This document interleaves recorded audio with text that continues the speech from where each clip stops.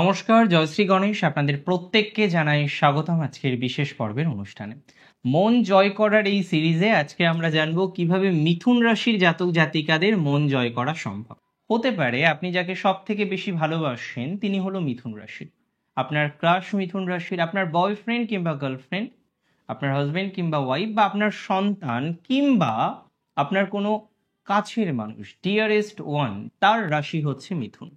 কিভাবে জয় করবেন তাকে, কিভাবে তার মন জয় করবেন, আর প্র্যাকটিক্যালি মন জয় করা মানে কিন্তু তাকে জয় করার সমান, ভেরি সিগনিফিক্যান্ট। একটা মানুষের মন যদি আপনি জয় করতে পারেন তার মানে এটুকু অন্তত জেনে রাখুন তাকে আপনি জয় করেছেন।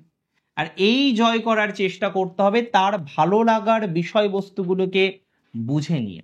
তার মানে মিথুন রাশির যদি মন জয় করতে হয় সবার প্রথমে যেটি আপনাকে করতে হবে তার বন্ধু হওয়ার চেষ্টা করা।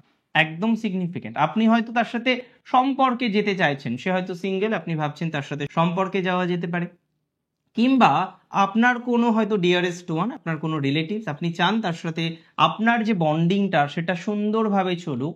সবার ফার্স্টে আপনাকে যে কাজটি করতেই হবে, কোনো রকম স্কিপ করার অপশানই নেই, যে তার বন্ধু হওয়ার চেষ্টা করা। কারণ মিথুন বন্ধু বলতে অজ্ঞান। মিথুন রাশির বন্ধুত্ব একদিকে আর পৃথিবীর সকল ঐশ্বর্য আর একদিকে। সে বন্ধুত্বকে কিন্তু চুজ করবে। মিথুন রাশির জাতক জাতিকাদের মধ্যে প্র্যাকটিক্যালি আমরা বন্ধুত্বের জায়গাটা তৈরি করার টেন্ডেন্সিটা অনেক বেশি দেখি। তারা সর্বদাই চায় তাদের একজন ভালো বন্ধু থাকুক যার সাথে সে সকল কিছু, সকল দুঃখ যন্ত্রণা, ভালোবাসা, আনন্দ, ফুর্তি, সকল অনুভূতিগুলো শেয়ার করতে পারছে। তার মানে দ্যাট ইজ ভেরি সিগনিফিকেন্ট।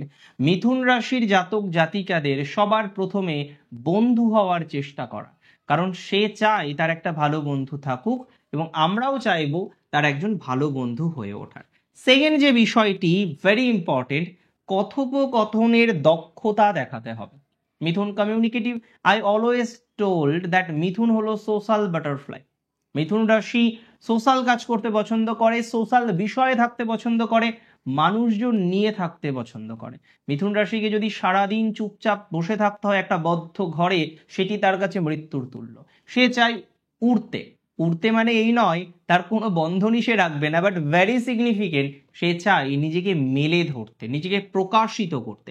আর মিথুন রাশিকে যদি এই প্রকাশিত করার সুযোগটা আপনি দিতে পারেন তাহলে জানবেন সেই মিথুন রাশির জাতক জাতিকারা সে জীবনচক্রে অনেক খুশি হতে পারবে, খুশি থাকতে পারবে।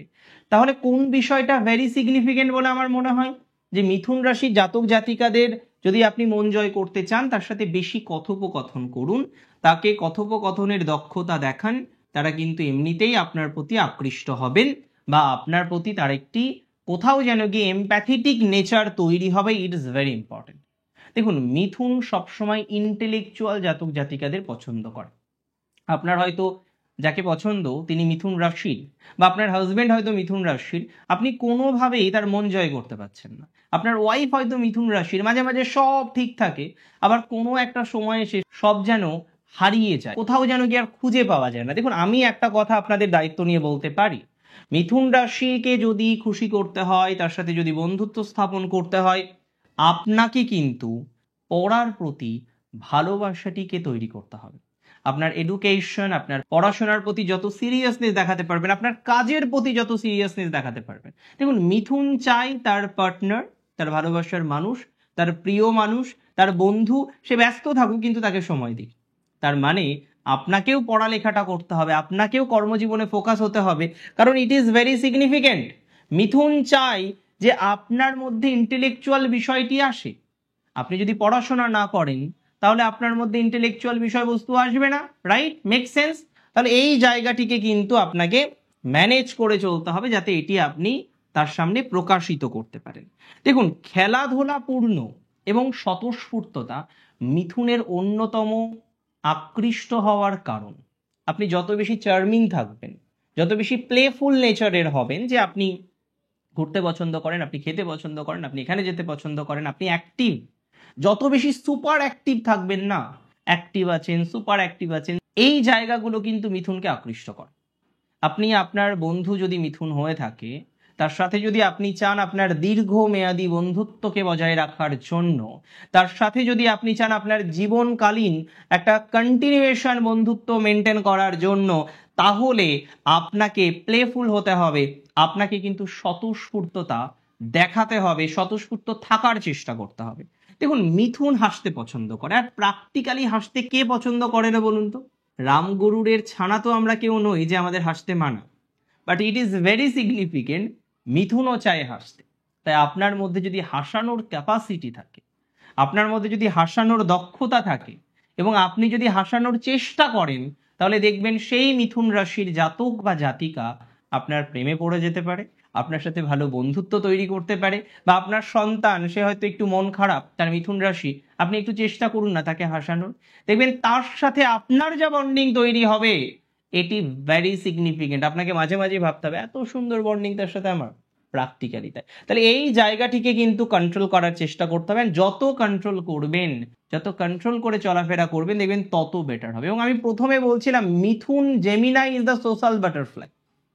তাই আপনি যদি সামাজিক হন, আপনার মধ্যে যদি সামাজিকতার বহিঃপ্রকাশগুলো আসে, আপনার মধ্যে যদি সমাজকে নিয়ে চলার মেন্টালিটি থাকে, মানুষকে নিয়ে চলার মেন্টালিটি থাকে, মানুষজনকে নিয়ে চলার মেন্টালিটি থাকে, তাহলে এতটুকু সিওরিটি আমি আপনাকে প্রোভাইড করছি, আপনি সহজেই মিথুন রাশির জাতক জাতিকাদের মনকে জয় করতে পারবেন। দেখুন, মন জয় করা কিন্তু রকেট সায়েন্স নয়, মন জয় করা কিন্তু ডেফিনেটলি খুব কঠিন বিষয় সেটা নয়, কিন্তু কঠিনের থেকেও কঠিন বিষয়। যখন হয় না তখন অত্যন্ত কঠিন বিষয়। এই টিপসগুলো যদি আপনি ফলো করেন, আপনার দেখবেন ম্যারিটাল লাইফ, আপনার হাজব্যান্ড বা ওয়াইফ হয়তো মিথুন, দেখবেন আস্তে আস্তে আরো বেটার হবে। আপনার রিলেশনশিপ লাইফ দেখবেন আরো বেটার দিকে যাবে, বা যার সাথে আগামী জীবনটা থাকার পরিকল্পনা করে ফেলেছেন, তার সাথে দেখবেন বন্ডিংটা আরো বেশি স্ট্রং হবে। আপনার পরিকল্পনাগুলোকে নমনীয় রাখতে হবে, ফ্লেক্সিবল থাকতে হবে। রিজিডিটি মিথুন পছন্দ করে না, নিজেরাও যদিও রিজিড নয় সব ক্ষেত্রে, সেই কারণেই যারা অত্যন্ত বেশি রিজিড, কোনো একটা ডিসিশন নেওয়ার পর সেই ডিসিশন কোনোভাবেই ছাড়তে চায় না, রিজিডিটির পরিমাণ এতটাই স্ট্রং, সে সেই জায়গাটিতেই ইম্পালসিভ ভাবে থেকে যায়, অ্যাগ্রেশনটা বেশি দেখানোর চেষ্টা করে। আমার মনে হয় এটি কিন্তু মিথুনের ক্ষেত্রে খুব কষ্টকর মেনে নেওয়া। তাই আপনার উচিত হবে ফ্লেক্সিবল হওয়া। আপনার ওয়াইফের সাথে আপনার ঝগড়া হতেই পারে, আপনার হাজবেন্ডের সাথে আপনার অশান্তি হতেই পারে, ইট ইজ ভেরি ন্যাচারাল। তার মানে আপনি রিজিডিটি নিয়ে বসে থাকবেন, আমি কথা বলবো না মানে বলবোই না, আমি ডিভোর্স দিয়ে দেবো মানে ডিভোর্স দিয়েই দেবো, এই মেন্টালিটিগুলো থেকে আপনাকে বেরিয়ে আসতে হবে। যত তাড়াতাড়ি বেরিয়ে আসতে পারবেন, এতটুকু জেনে রাখুন, তত ডেভেলপমেন্টের জায়গা জীবনচক্রে তৈরি হবে, জীবনচক্র তত বেশি পজিটিভ হবে। এবং আরেকটা বিষয়, মিথুনের ক্ষেত্রে যেটা ভুল আমি দেখেছি অনেক জাতক জাতিকারা করেন, বন্ধুত্ব সহজে স্থাপন হয়ে যায়, কিন্তু আগ্রহ প্রথম দিকে যেমন দেখায়, পরবর্তীকালে আর ততটা আগ্রহ দেখায় না। এটা মিথুনের অত্যন্ত অপছন্দের একটি বিষয়।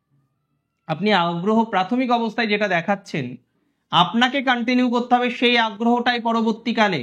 যত সুন্দরভাবে স্বাভাবিকভাবে আপনি সেই আগ্রহকে কন্টিনিউ করতে পারবেন, যত সুন্দরভাবে স্বাভাবিকভাবে স্বাভাবিক নিয়মে এই আগ্রহটি আপনি কন্টিনিউ করতে পারবেন, আপনি যতটা সুন্দরভাবে সচেতনভাবে কন্টিনিউশনটা করতে পারবেন, আমার মনে হয় পজিটিভিটির মাত্রাটা তত বাড়বে। দেখুন, আমাদের এখানে আজকের ভিডিওর উদ্দেশ্য কি? মিথুন রাশির মন জয় করা।